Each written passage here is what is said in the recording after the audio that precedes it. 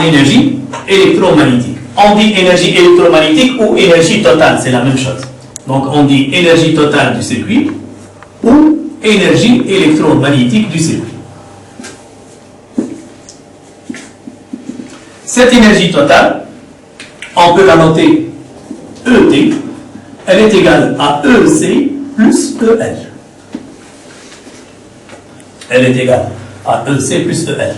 Donc, dans ce cas, on va trouver ici EC max, c'est-à-dire EC est égal à EC max sur 2, facteur de 1 moins cosinus de oméga 0t plus 2 phi UC, plus EL de t. Pour EL de t, je vais prendre cette expression, c'est-à-dire plus EC max sur 2, facteur de 1, ici on a trouvé le signe moins, ici ça sera le plus, cosinus de oméga 0t plus 2 phi UC. D'accord? Donc vous remarquez ici qu'on a EC max sur 2 en facteur. Facteur de quoi? 1 ici et 1 là. Donc je peux mettre EC max sur 2 en facteur. Facteur de 1, et ici il y a 1, plus 1.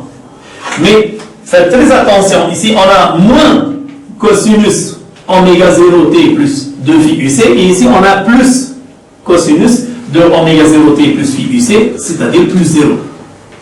Donc, on trouve que l'énergie totale du circuit, elle est égale à EC max, mais EC max n'est autre que EL max. Vous remarquez que l'énergie totale du circuit est constante, bien sûr, vu l'absence d'un résisteur dans le circuit.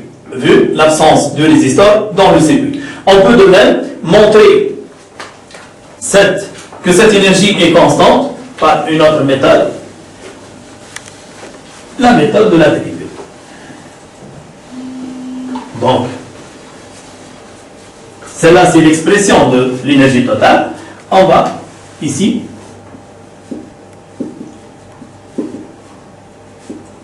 donc ici, autre méthode pour montrer que cette énergie est constante.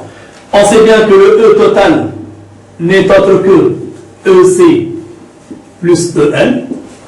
Donc 1 demi C UC au carré plus 1 demi LI au carré. On passe à la dérivée de l'énergie totale. Ici c'est 1 demi C, mais ici faites très attention. Donc les élèves ont tendance toujours à faire la dérivée de UC carré comme 2UC. C'est faux. Pourquoi? Parce que en mathématiques, vous savez bien que la dérivée de f au carré, c'est 2f fois f'. Donc ici, on a UC, c'est une fonction, c'est le UC max sinus oméga 0t plus phi UC. De même, le I de t, c'est une fonction sinusitale. Lorsqu'on passe à la dérivée, c'est 1 demi C fois 2 UC fois la dérivée de UC par rapport au temps. Plus, maintenant je vais dériver le 1 demi LI carré. C'est le 1 demi L 2I DI sur DT. Je vais simplifier par le 1 demi, le 2, ici le 1 demi et le 2. Et je vais écrire ici cette dérivée comme étant UC fois C fois la dérivée de UC par rapport au temps, plus LI DI sur DT. On remarque que ce CD de UC sur DT n'est autre que I. Donc, on va mettre I en facteur. I facteur de UC plus LDI sur DT. Donc, c'est I facteur de UC plus UL. Mais d'après la loi des mailles, ce UC plus UL n'est autre que 0. Donc, cette dérivée est égale à 0, d'où le E total est égal à une constante. Donc le E total est égal à une constante. Comment va-t-on déterminer cette constante? Donc, on a déjà vu, donc, on sait bien que lorsque U C est égal à UC max, ou si vous voulez plus ou moins UC max, c'est-à-dire le condensateur est complètement chargé, automatiquement la bobine, l'inductance pure est vide. Donc la bobine est vide.